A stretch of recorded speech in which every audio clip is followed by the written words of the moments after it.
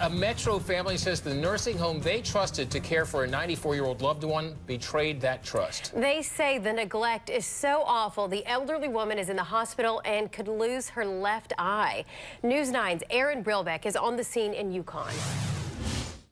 The family tells me they chose to bring the 94-year-old woman here to the Ranchwood Nursing Center in Yukon because they felt it was a safe place for her.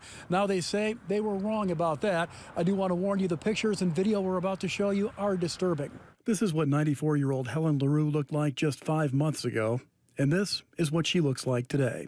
We're not exactly sure if she fell out of bed or if she was, trying to get out of bed into her wheelchair and the wheels weren't locked on the wheelchair and it rolled out from under her. But she, did quite a bit of damage to her head and her face. Mrs. LaRue has broken bones in her hand and she may lose her eye. Jason Guy says his family has been trying to get Ranchwood to put safeguards in place, like rails for his grandmother's bed, after Mrs. LaRue fell several other times. But Guy says the facility refused. It's pretty heartbreaking just here.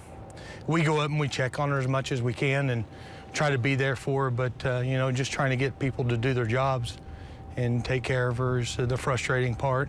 As far as finding her soiled, there days that I think that she has gone most of the day without being changed and, getting her up out of her wheelchair and it just being soaked.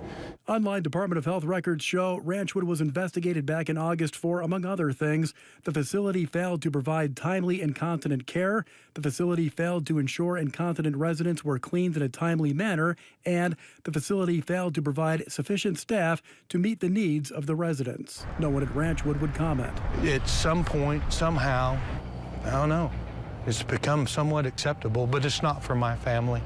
This is not acceptable. On the scene on the story in Yukon, Aaron Brilbeck, News 9.